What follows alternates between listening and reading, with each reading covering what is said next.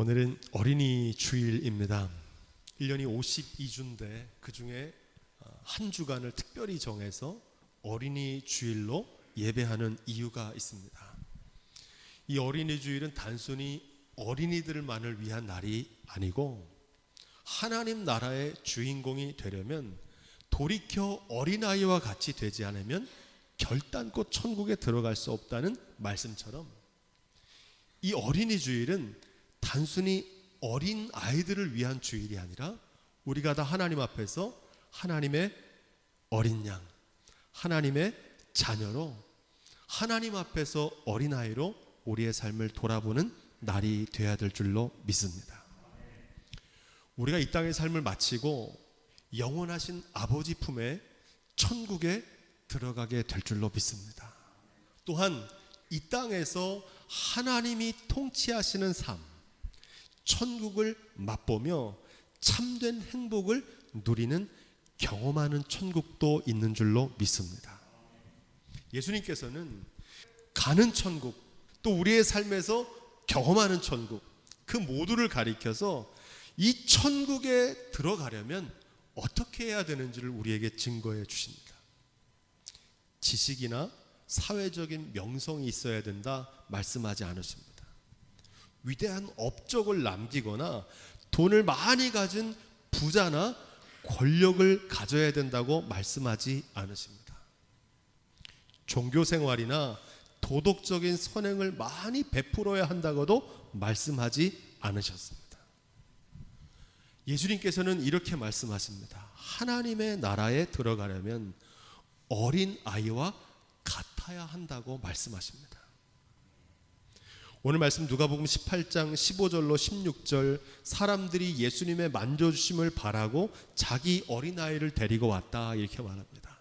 어린아이들이 내게 오는 것을 용납하고 금하지 말아라. 따라해 보겠습니다. 하나님 나라가 이런 자의 것이니라. 아멘. 여기서 말하는 이런 자는 어린 아이들을 가리킵니다. 그런데 여기서 어린이는 단순히 나이가 어린 연령이 적은 어린이를 말하는 것이 아닙니다. 이런 자는 어린 아이와 같은 삶의 자세, 삶의 태도를 가리키고 있습니다. 그래서 앞서 말씀드린 것처럼 어린이 주일은 어린이들만을 위한 시간이 아니라 하나님 앞에서 우리 모두가 어린 아이와 같은 태도로 돌이키는 우리의 삶을 점검하는 시간이 돼야 할 줄로 믿습니다.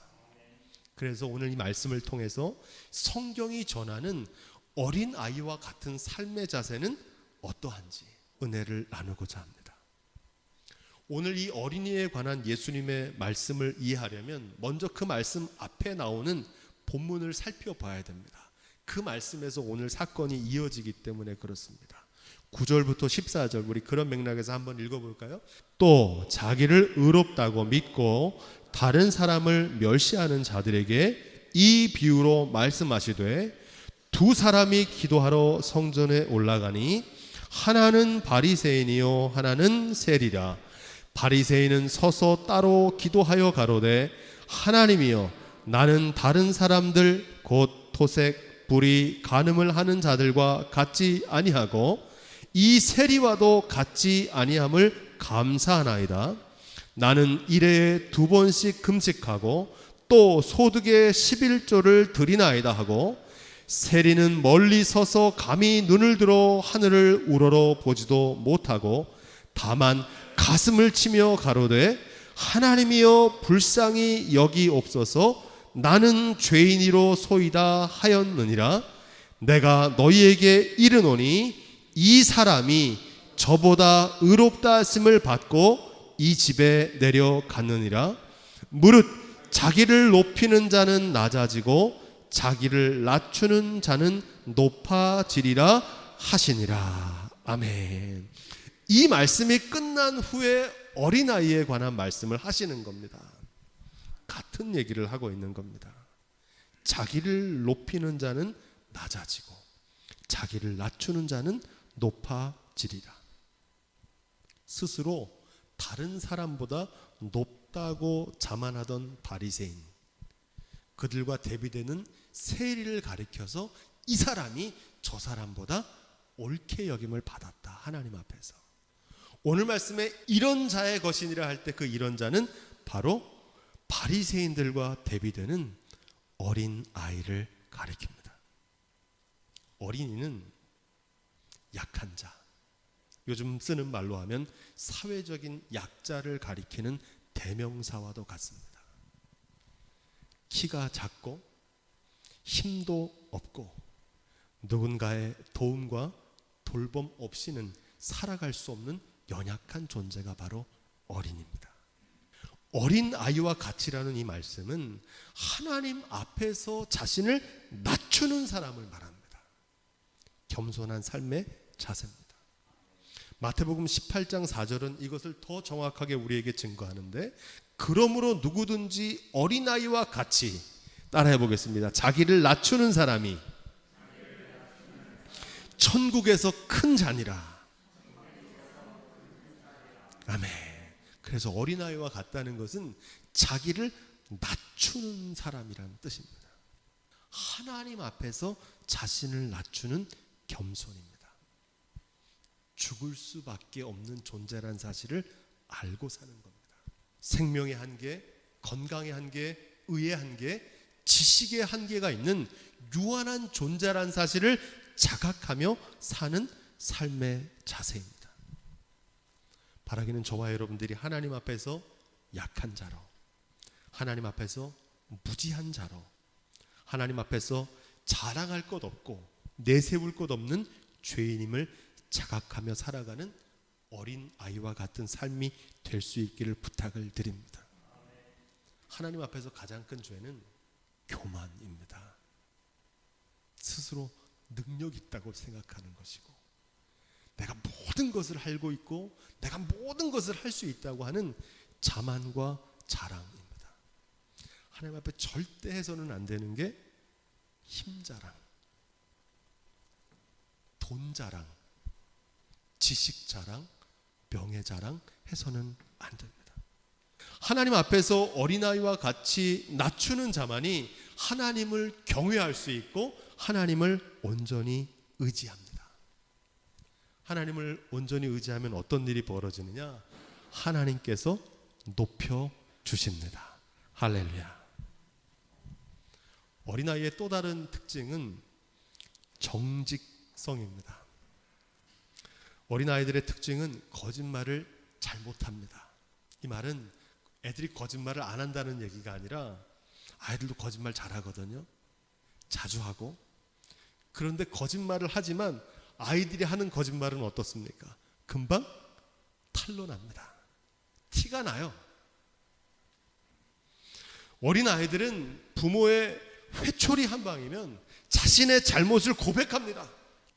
어린이들은 거짓말을 하면 심리적으로 두려워합니다. 그 이유는 작고 약하기 때문입니다. 그래서 자신의 잘못을 시인하고 빨리 고칠 수밖에 없습니다.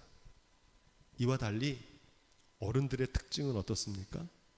거짓말을 하는데 잘 들통이 안 납니다. 자기도 속이고 남도 속입니다. 깜쪽같이 속입니다.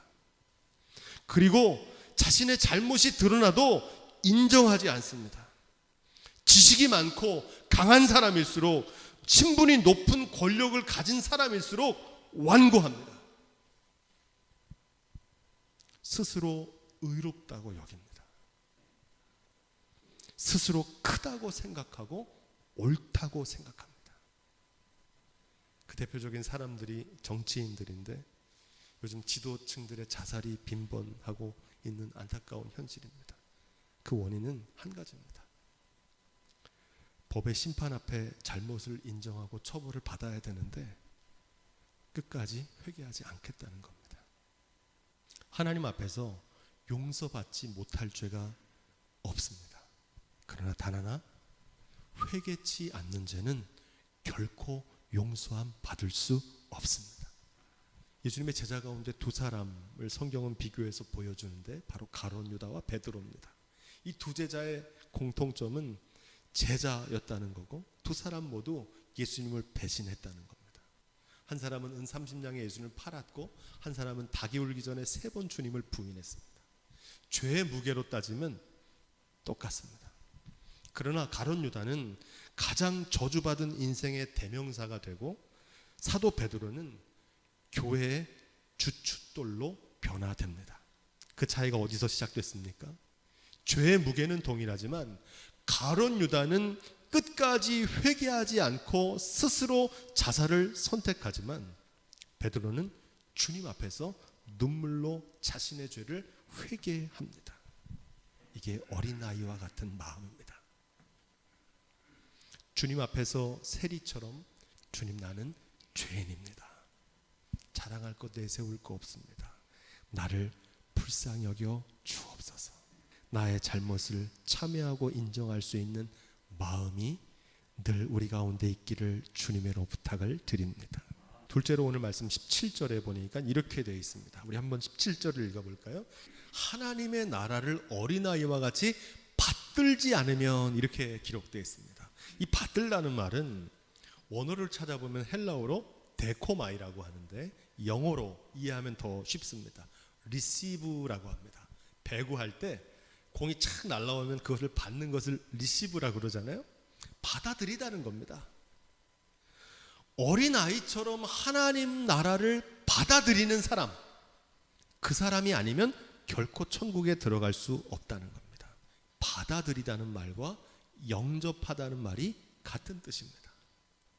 요즘 우리가 쓰는 말로 하면 수용하다는 겁니다. 아이들의 특징은 스펀지처럼 잘 흡수합니다.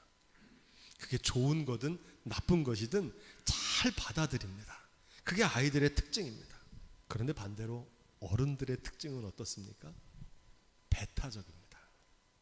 잘 안 받아들여요. 내가 지금까지 해오던 게 있는데 내 경험대로 상황 따라 살아갑니다. 내 기준, 내 판단, 내 경험이 강합니다. 그래서 잘 바뀌지 않습니다. 여기서 말하는 어린아이와 어른은 나이가 아니라고 말씀드렸습니다. 이렇게 보면 어른 같은 아이들도 있습니다. 잘 안 바뀌어요. 고집이 세고. 그런데 아이 같은 어른들도 계시더라고요. 지식이 많아지고 경험이 많아질수록 하나님을 더 의지하는 겁니다. 아, 내 마음대로 되지 않는 일이 많구나.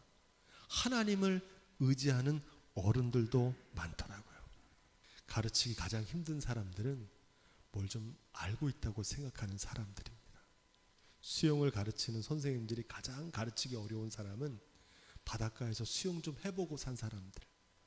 스타일이 안 바뀌어요. 자기 하던 대로 하려고 그래요.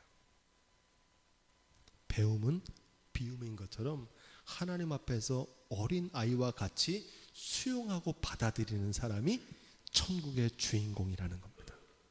믿음이란 예수님을 그리스도로 영접하는 겁니다. 그리스도는 왕이란 뜻인데 내 삶의 왕으로 예수님을 모셔드리는 겁니다. 이전까지는 내 판단대로 내 경험대로 살았지만 이제는 그리스도 왕 대신 예수님을 내 마음에 모시고 주님이 말씀하시는 대로 이끄시는 대로 살아가는 삶입니다. 왜 예수님께서 다스리지 못하시냐면 결정권을 주님께 두지 않습니다. 주님을 영접했다고 하면서도 여전히 내 뜻대로 내 마음대로 하기 때문에 주님이 다스리시지 못하는 겁니다. 어린아이들은 부모와 어른들을 의지합니다. 어린이들은 나는 약하다는 의식을 가지고 있고 나는 잘 모른다는 생각을 하고 있기 때문에 스스로 연약함을 알기 때문에 어른들을 온전히 의지합니다. 프로이드 같은 정신분석학자는 이런 인간의 의존성이 기독교인들이 가지고 있는 컴플렉스라고 하지만 사실은 인간은 연약한 존재입니다. 인간의 한계를 아느냐 모르느냐, 여기서 신앙이 결정됩니다. 인간이 모든 것을 알고 있고 내가 모든 것을 할 수 있다고 하는 사람에게는 하나님도 필요 없고 신앙생활도 필요 없습니다. 자기가 할 수 있는 대로 자기 의지대로 살면 됩니다. 그러나 인간이 삶이 영원하지 않고 물질과 건강이 내 뜻대로 내 마음대로 되지 않는다는 사실, 인간의 한계를 아는 순간 하나님을 경외하는 믿음이 출발하게 되는 줄로 믿습니다. 신앙과 불신앙의 차이는 여기 있는 겁니다. 인간의 한계를 알고 사느냐 모르고 사느냐에 달려 있습니다. 마지막으로 세 번째 어린아이들의 특징은 단순성과 실천성이라고 말할 수 있습니다. 마가복음 10장에 보면 오늘 이 말씀을 좀 다르게 기록합니다. 내가 진실로 너희에게 이르노니 누구든지 하나님의 나라를 따라해 보겠습니다. 이 어린아이와 같이 받들지 않는 자는 결단코 들어가지 못하리라. 똑같은 말씀인데 이 마가복음의 말씀의 특징은 헬라어 원어로 보면 이 어린아이라는 말 단어 앞에 테라고 하는 정관사가 붙습니다. 일반적인 모든 아이들을 가리키는 게 아니라 바로 그 아이를 가리킵니다. 하나님의 나라는 바로 그 아이와 같이 되지 않으면 결단코 들어갈 수 없다는 말씀입니다. 예수님께서 가리켰던 그 아이는 어떤 아이일까요? 여러분들이 잘 아시는 바로 그 아이입니다. 광야에서 5천 명이 모였는데 먹을 것이 없었습니다. 그때 어떤 일이 벌어집니까? 한 아이가 물고기 2마리와 보리떡 5개를 가지고 나옵니다. 예수님의 말씀을 듣고 그 아이가 그것을 가지고 나옵니다. 여러분 생각해 보십시오. 그 5천 명 가운데 자기 먹을 것 준비하는 사람 그 아이뿐이겠습니까? 내가 가지고 있는 이것이 얼마나 되겠냐. 나 먹기도 바쁜데. 그런데 그 아이는 그런 생각을 뛰어넘어서 예수님의 말씀대로 너희가 가지고 있는 것을 내게로 가지고 오라는 그 말씀대로 그대로 순종했습니다. 바로 그 아이를 얘기하는 겁니다. 천국은 그 어린 아이처럼 예수님의 말씀을 단순하게 받아들이고 그대로 따르는 사람을 통해서 이루어지는 줄로 믿습니다. 교회 한 5년쯤 다니면 거의 들은 얘기를 다시 듣게 됩니다. 한 10년쯤 다니면 새로운 말씀이 별로 없습니다. 십자가와 부활, 은혜와 기도, 말씀과 사랑, 섬김과 봉사, 성령과 전도, 천국과 영생 다 아는 말씀들입니다. 하지만 문제는 누구나 다 아는 것이지만 너무나 많은 사람들이 듣기만 하고 그 말씀대로 실천하지 않는 데 있습니다. 배운 대로 살지 않는 겁니다. 예수님께서 하신 유명한 씨 뿌리는 비유에서 씨는 하나님의 말씀이고 밭은 우리의 삶입니다. 말씀을 듣고 그대로 준행하지 않기 때문에 열매 맺지 못한다는 사실입니다. 여호수아 1장 7절로 8절 말씀, 오직 너는 마음을 강하게 하고 극히 담대히 하여 나의 종 모세가 내게 명한 율법책을 다 지켜 행하고 좌로나 우로나 치우치지 말라. 그리하면 어디로 가든지 형통하리니 이 율법책을 내 입에서 떠나지 말게 하며 주야로 그것을 묵상하며 그 가운데 기록한 대로 다 지켜 행하라. 따라해 보겠습니다. 그리하면 내 길이 평탄하게 될 것이라. 내가 형통하리라. 아멘. 오늘 많은 성도들이 왜 형통하지 못하느냐? 신앙생활 하면서도 말씀을 배우고 들으면서도 말씀대로 지켜 행하지 않기 때문입니다. 그래서 하나님의 능력을 경험하지 못합니다. 기적을 체험하지 못합니다. 돌이켜 어린아이와 같이 되지 아니하면 결단코 천국에 들어가지 못하리라. 여러분, 돌이켜 어린아이와 같이 된다는 건 무슨 뜻일까요? 세월에 따라 나이가 점점 들어가는 거 막을 수 있습니까? 없습니까? 없어요. 어린아이가 되라는 것은 시간의 흐름을 거슬러서 아이로 돌아가란 말이 아닙니다. 벼는 익을수록 고개를 숙입니다. 그런 뜻입니다. 성숙해야 된다는 의미입니다. 시간의 지남에 따라 나이는 들지만 나이가 들어갈수록 하나님 앞에서는 어린아이와 같이 무르익는 삶이 되어야 된다는 사실입니다. 고린도후서 4장 16절로 18절에 사도 바울은 이것을 이렇게 말합니다. 그러므로 우리가 낙심하지 아니하오니 겉사람은 후패하나 속사람은 날로 새롭도다. 이렇게 돼야 된다는 겁니다. 삭힘의 미학이다 이렇게 말하면, 삭힌다는 게 뭔지 아시죠? 발효시키는 겁니다. 한국의 대표적인 음식 홍어, 우리가 늘 먹는 김치, 장아찌 이런 것들이 바로 발효식품입니다.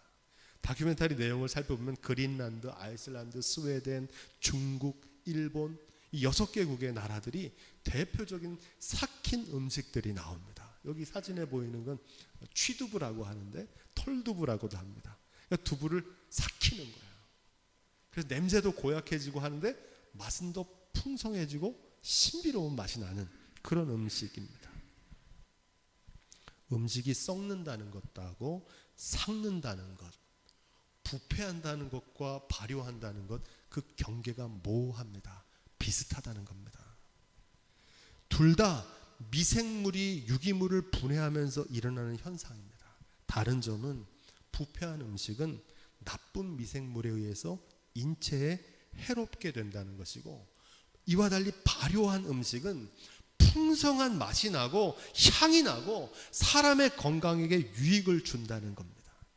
뭐에 따라 이게 변하냐? 두 가지가 중요한데, 하나는 시간입니다. 숙성을 위해서는 많은 시간과 정성이 필요합니다. 또 하나는 그대로 두면 썩어버리는데, 발효를 위해서는 촉매제가 있습니다. 이 촉매제를 미생물이라고 해요. 옛날 분들 그걸 잘 몰랐잖아요. 대표적인 촉매제가 소금입니다. 소금에 절이면 썩지 않고 삭습니다. 삭아요. 거기서 맛이 생기고 거기서 놀라운 변화가 나타납니다. 우리로 얘기하면 본성은 죽고 새로운 성질로 변하는 겁니다. 우리의 삶도 세월의 흐름을 따라 어떤 분들은 부패하고 썩어져 갑니다. 더 욕심이 많고요, 더 추해지고 명예와 자랑과 교만이 극에 달합니다. 세월이 지나면 지날수록. 반면에 사가지고 숙성되는 인생들도 있습니다. 똑같은 시간이 지났는데, 세월이 지났는데 변하는 거예요. 자기 유익만 구하며 타인에게 해를 끼치는 인생이 있는가 반면에, 어떤 사람들은 널리 유익하게 하는 인생이 있다는 겁니다. 사랑하는 강릉 예안교회 성도 여러분, 우리의 인생이 썩어가는 인생이 아니라 날로 익어가는 인생이 될 수 있길 부탁을 드립니다. 그 비결이 어린 아이와 같이 되는 데 있다는 겁니다. 하나님 앞에서 겸손함으로, 하나님 앞에서 정직함과 진실함으로, 하나님의 말씀을 온전하게 받아들이는 수용으로 세월이 지나갈수록 더욱 주님 의지하는 삶, 단순하게 실천하는, 그래서 잘 숙성된 음식처럼 우리의 삶이 풍성한 맛을 내고 신비로운 향을 간직한 삶으로 익어가시기를 주님의 축원